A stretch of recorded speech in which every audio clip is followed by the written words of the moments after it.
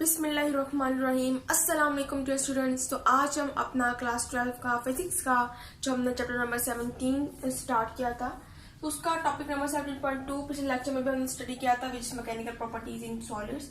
पिछले लेक्चर में हमने डिफॉर्मेशन इन सॉलिड्स को और स्ट्रेस को स्टडी किया था डिटेल में। सो आज तो फर्दर उसके सब टॉपिक्स हैं, ठीक है, उसको हम स्टडी करने जा रहे हैं, विच इज स्ट्रेन, ठीक है, और फर्दर इलास्टिक कांस्टेंट्स को भी हम स्टडी करेंगे, ठीक है। पिछले लेक्चर में हमने डिफॉर्मेशन पढ़ी थी कि किस तरह से हम किसी भी चीज पे जब फोर्स लगाते हैं, एक्सटर्नल फोर्स लगाते हैं, सो वो हमारे पास स्ट्रेस होता है, ठीक है।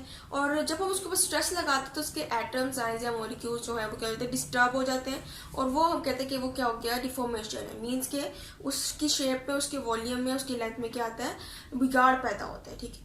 सो वो बिगाड़ जो है वो हमारे पास क्या होता है, स्ट्रेन होता है, ठीक है। फोर्स जो है वो स्ट्रेस है, और जो फोर्स की वजह से, स्ट्रेस की वजह से बिगाड़ पैदा हो रहा है, डिफॉर्मेशन पैदा हो रही है, वो हमारे पास क्या होता है, स्ट्रेन होता है। सो हम कह सकते हैं कि हमारे पास स्ट्रेन जो है वो रिजल्टेंट है ऑफ स्ट्रेस, यानी स्ट्रेस की वजह से क्या होता है, प्रोड्यूस होता है स्ट्रेन, ठीक है। स्ट्रेन हमारे पास एक ऐसी मेजरमेंट है जिसके जरिए से हम क्या करते हैं, डिस्टॉर्शन जो है, किसी भी चीज का बिगाड़ जो है, डिफॉर्मेशन ऑफ सॉलिड, ठीक है, उसको हम स्टडी करते हैं, ठीक है, उसकी मेजरमेंट होती है स्ट्रेन। इसके अलावा जब हम बात करते हैं कि फॉर एग्जांपल हमारे पास डायमेंशनल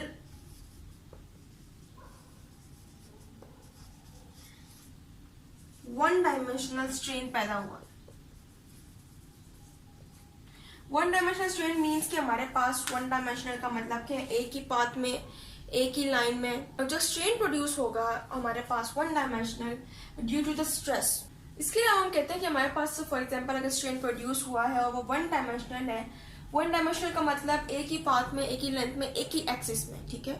सो वो जो स्ट्रेन हमारे पास प्रोड्यूस होगा ड्यू टू द स्ट्रेस, ठीक है, इन वन डायमेंशन, वो हमारे पास आएगा the fractional change in length.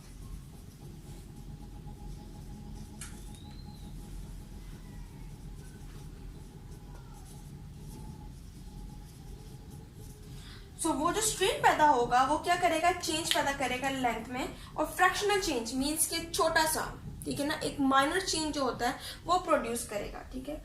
सो ये हमारे पास फ्रैक्शनल चेंज इन लेंथ। अब अगर हमने इसको अगर फॉर्मूला में लिखना है, मैथमेटिकली लिखना है, सो हम कंसिडर करते हैं कि फॉर एग्जाम्पल हमारे पास इसके अंदर डेल्टा एल जो था वो चेंज था लेंथ में, जिसको हम माइनर चेंज कह रहे हैं, चेंज इन लेंथ, ठीक है। और जो हमारे पास सिंपली स्मॉल एल है वो क्या है, ओरिजिनल लेंथ है, ठीक है। सो इसके जरिए से हम क्या कर सकते हैं, स्ट्रेन का जो फॉर्मूला है उसको हम राइट डाउन कर सकते हैं, ठीक है। सो स्ट्रेन हमारे पास क्या आएगा, change in length which is delta L, ठीक है, ओवर सिंपल लेंथ, ठीक है। सो स्ट्रेन हमारे पास क्या होता है, जो चेंज आ रहा होता है लेंथ में, विच इज डेल्टा एल पर डिवाइड हो रहा होता है ओरिजिनल लेंथ के, ठीक है। फॉर एग्जाम्पल मेरे पास एक बॉडी थी, फॉर एग्जाम्पल हमने पिछले लेक्चर में बात की थी रबर स्ट्रिंग की। सो जब हम रबर स्ट्रिंग को खींचते हैं, ठीक है, सबसे पहले वो अपनी ओरिजिनल साइज में होती है। फॉर एग्जाम्पल मेरे पास इतना जो था वो रबर स्ट्रिंग मौजूद था, ये उसकी थी ओरिजिनल लेंथ, ठीक है। लेकिन जब मैंने इसको यहाँ से खींचना शुरू किया और यहाँ तक ले गई, ठीक है, अभी क्या हो गया, ये हमारे पास जो है ये स्ट्रेन पैदा हुआ, ये हमारे पास क्या हुआ, चेंज पैदा हुआ, विच इज डेल्टा एल, ठीक है। अब जब मैं स्ट्रेस लगाना बंद कर दूंगी, इसको खींचना बंद कर दूंगी, तो क्या होगा, दोबारा से अपनी जगह पे आ जाएगी। मीन्स के ये हमारे पास क्या है, ये चेंज आया है लेंथ में, ठीक है। अब जब हम इस चेंज वाले लेंथ को क्या करते हैं, ओरिजिनल लेंथ से डिवाइड करते हैं, तो हमारे पास क्या आती है, स्ट्रेन की वैल्यू आती है। अब जब हम स्ट्रेन के ऐसे यूनिट्स की बात करते हैं, ठीक है, सो हमारे पास सामने ऊपर नीचे दोनों तरफ एल है, लेंथ का ऊपर भी मीटर, नीचे भी लेंथ है, तो मीटर मीटर मीटर से कैंसिल, इसलिए हम कहते हैं स्ट्रेन का जो है वो यूनिट नहीं होता, स्ट्रेन हैज नो यूनिट्स। इसके अलावा ये डायमेंशनलेस होता है, ठीक है, इसकी डायमेंशन भी नहीं होती है, उसके पास कोई यूनिट नहीं होता है। फॉर एग्जाम्पल हम कहते हैं कि अगर जो स्ट्रेन है वो प्रोड्यूस हो रहा है, ठीक है ना, ड्यू टू टेंसाइल स्ट्रेस, हमने टेंसाइल स्ट्रेस पढ़ा था कि जब हमारे पास लेंथ में चेंज आ रहा होता है ड्यू टू स्ट्रेस, तो वो हमारे पास क्या होता है, टेंसाइल स्ट्रेस। सो अगर स्ट्रेन प्रोड्यूस हो रहा है due to change in length, यानी कि हम स्ट्रेस प्रोड्यूस कर रहे हैं और लेंथ में चेंज आ रहा है, सो वो स्ट्रेन हमारे पास क्या कहलाएगा, टेंसाइल स्ट्रेन। इसके अलावा उनको दूसरा नाम कंप्रेसिव भी कहते हैं, तो हम इसको कंप्रेसिव स्ट्रेस, यहाँ पे कंप्रेसिव स्ट्रेन भी कह सकते हैं, ठीक है। यहाँ पे टेंसाइल स्ट्रेस है, टेंसाइल स्ट्रेन। तो ये हम क्या करते हैं, यूज करते हैं फॉर द लेंथ। अगर लेंथ में डिफॉर्मेशन पैदा हो रही due to stress, due to applied force, तो हमारे पास क्या होगी, टेंसाइल स्ट्रेन होगी, ठीक है। उसका फॉर्मूला हमने ऊपर राइट डाउन भी कर लिया, which is change in length over original length. इसके अलावा अगर हमारे पास चेंज जो है वो वॉल्यूम में आ रहा है, कि हमने फोर्स अप्लाइड की और उसका वॉल्यूम जो है वो चेंज हो गया, जैसे कि हमने पिछले लेक्चर में एग्जांपल ली थी एक स्क्वीज बॉल की, कि जब हमने बॉल ली, एक नरम सी बॉल थी, उसको जब हमने दबाया, उसके ऊपर स्ट्रेस लगाया, तो उसके जो वॉल्यूम था वो चेंज हो गया। लेकिन जब हमने क्या किया, उसको रेस्ट दिया, मीन्स के उसके ऊपर स्ट्रेस खत्म कर दिया, सो वो दोबारा से क्या हो गई, अपनी ओरिजिनल शेप, जिसका वॉल्यूम था वो क्या हो गया, अपनी ओरिजिनल स्टेट में आ गया, ठीक है। सो इसी तरह हमारे पास अगर स्ट्रेन जो है प्रोड्यूस हुआ ड्यू टू वॉल्यूम, ठीक है, ड्यू टू वॉल्यूम स्ट्रेस, जिसको हम कह रहे हैं change in volume per unit volume, ये हमारे पास क्या कहलाता है, वॉल्यूमेट्रिक स्ट्रेन। सिंपली अगर वॉल्यूम स्ट्रेस की वजह से हमारे पास स्ट्रेन पैदा हो रहा है, सो वो वॉल्यूमेट्रिक स्ट्रेन होगा, और ये हमारे पास बराबर होता है change in volume over original volume, ठीक है। ये हमारे पास चेंज जो आ रहा है वॉल्यूम में, इसके अलावा जो हमारे पास ओरिजिनल वॉल्यूम। फॉर एग्जांपल मेरे पास कोई चीज थी, कोई बॉल थी, मैंने उसको स्क्वीज करके उसको दबा दिया, ठीक है। अब क्या हुआ, इतना जो चेंज है ना, ये जो बॉडी है इसकी इतने क्या हो गया, ये चेंज आ गया, ठीक है। और ये हमारे पास क्या थी, इसकी ओरिजिनल वॉल्यूम था। सो इन दोनों को जब हम क्या करते, डिवाइड करते, तो हमारे पास क्या आता है, स्ट्रेन आता है। अगर स्ट्रेन जो है वो प्रोड्यूस हो रहा है ड्यू टू शेप, जिसे हम कहते हैं कि शियर स्ट्रेस। शियर स्ट्रेस हमारे पास होता है कि जब हम फोर्स अप्लाई कर रहे हैं तो शेप में चेंज आ रहा है। इसके अलावा अगर हम कह रहे हैं कि स्ट्रेन जो है वो प्रोड्यूस हो रहा है ड्यू टू शियर स्ट्रेस, ठीक है। इसके अलावा आपकी बुक में फिग भी दी हुई है, फिग नंबर 17.3 का सी पार्ट आपको दिया हुआ है कि उसके अंदर आपके पास एक क्यूब है, एक रिजिड क्यूब है, ठीक है, ठीक है। अब ये क्यूब क्या है, ये अब अपनी ओरिजिनल वॉल्यूम में, इसका ये जो स्टेट है ये क्या ओरिजिनल है, लेकिन इसकी शेप भी ओरिजिनल है, ठीक है। लेकिन जब हम क्या करेंगे, फॉर एग्जांपल फोर्स लगाते हैं, उसके ऊपर स्ट्रेस लगाते हैं, ऊपर नीचे आमने सामने, सो क्या होगा, फॉर एग्जांपल हमने यहाँ से इसके ऊपर फोर्स लगाई ना, सो क्या हुआ, ये जरा सा क्या होगा, हिल गया, इसके जो मॉलिक्यूल्स थे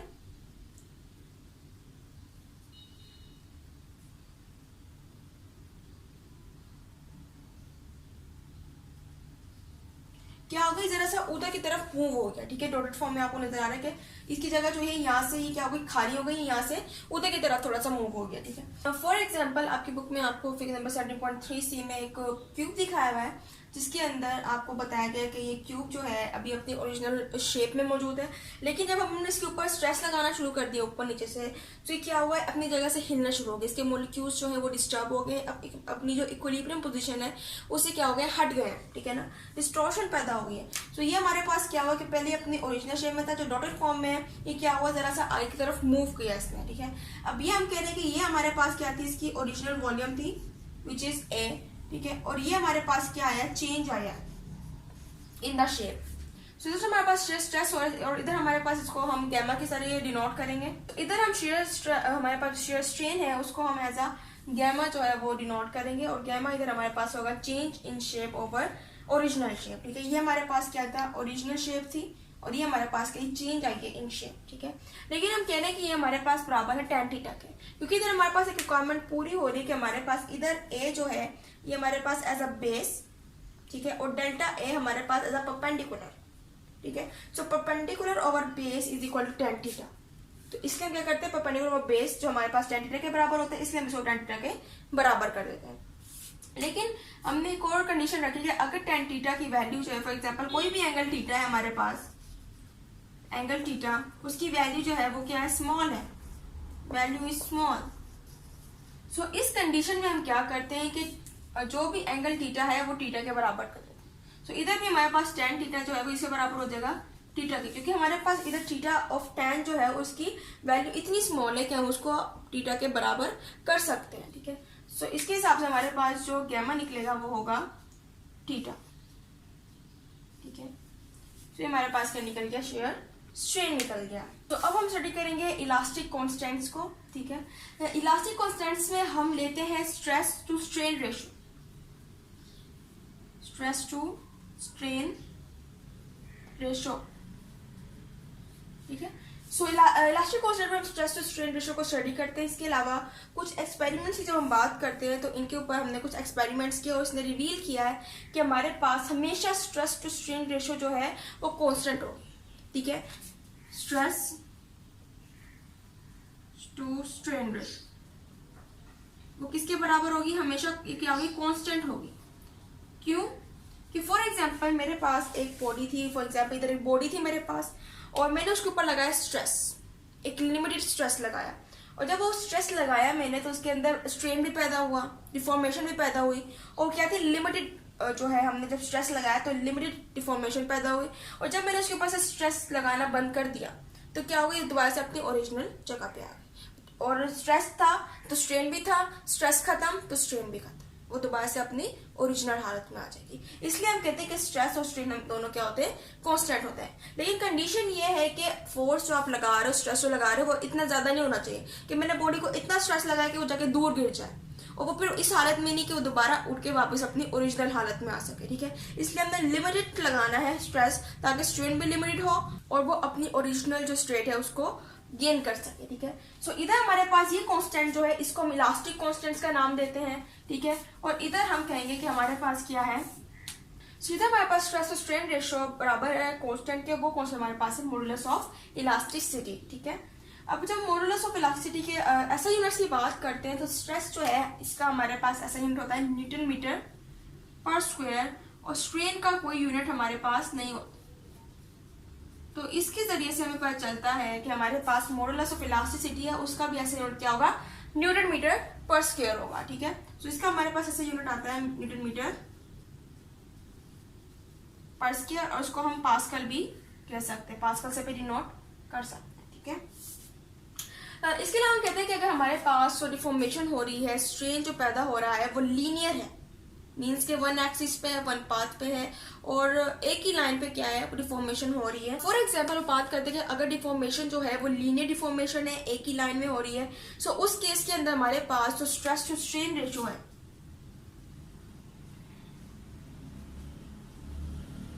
उस केस में हमारे पास स्ट्रेस टू स्ट्रेन रेशियो होगी वो, फॉर एग्जांपल हम कह रहे हैं tensile stress to tensile strain, क्योंकि हमारे पास लीनियर है, लीनियर की बात करते हैं तो हमारे पास क्या आती है, लेंथ आती है विच इज सिंपली मीटर, ठीक है। So tensile stress to tensile strain हमारे पास बराबर होता है यंग मॉडुलस की। जब हम स्ट्रेस का टेंसाइल और स्ट्रेन का टेंसाइल, ठीक है, सो यंग मॉडुलस हमारे पास होता है y is equal to, stress हमारे पास क्या होगा, टेंसाइल स्ट्रेस, टेंसाइल स्ट्रेस की बात करें तो उसके अंदर लेंथ चेंज होती है, तो हमें पता है कि हमारे पास क्या होता है F/A force per unit area, ठीक है। इसके अलावा जब हम स्ट्रेन की बात करते हैं तो स्ट्रेन हमने फाइंड किया था विच इज लेंथ के लिए, विच इज डेल्टा L/L। इसके अलावा जब हम बात करते हैं कि फॉर एग्जांपल स्ट्रेस या स्ट्रेन जो है वो प्रोड्यूस हो रहा है, ठीक है, ड्यू टू वॉल्यूम, यानी कि हमारे पास स्ट्रेस जो है वो भी वॉल्यूम स्ट्रेस है, और जो स्ट्रेन है वो भी क्या है, वॉल्यूमेट्रिक स्ट्रेन है, उसकी वजह से जो स्ट्रेन प्रोड्यूसर है वो भी वॉल्यूमेट्रिक है। सो उसके अंदर स्ट्रेस टू स्ट्रेन रेशियो हमारे पास कहलाती है बल्क मॉडुलस, ठीक है। उसके अंदर हम इसको कहते हैं बल्क मॉडुलस। तो हम कैसे डिनोट करते हैं, और ये हमारे पास बराबर होगी F/A के, क्योंकि हमारे पास वॉल्यूम स्ट्रेस, स्ट्रेस हमारे पास फोर्स पर यूनिट एरिया ही है, और स्ट्रेन हमारे पास जो वॉल्यूम के लिए था वो था delta V, change in volume over original volume.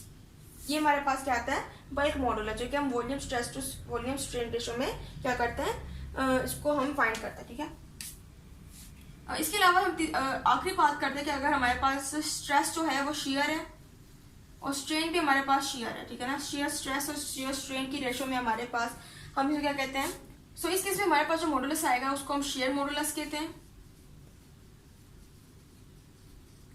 और इसको हम जी से डिनोट करते हैं। और हमारे पास इस केस के अंदर वही फोर्स पर यूनिट एरिया, क्योंकि स्ट्रेस हमारे पास तीनों चीजों के लिए सेम है, लेंथ, वॉल्यूम और शेप के लिए, लेकिन हमारे पास स्ट्रेन जो है वो डिफरेंट होता है। तो इधर हमारे पास स्ट्रेन जो था हमने फाइंड किया था which is delta A over A. So हमने कहा था ये tan थीटा के बराबर है, तो इसको देखते हैं हम क्या कर सकते हैं, नीचे tan थीटा जो है उसको पुट कर सकते हैं। ठीक है, सो ये था आज का हमारा लेक्चर। उम्मीद है आपको लेक्चर समझ आया होगा। तो इंशाल्लाह अगले लेक्चर में मजीद जो टॉपिक्स हैं उनको हम स्टडी करेंगे। सो तब तक के लिए अल्लाह हाफिज़।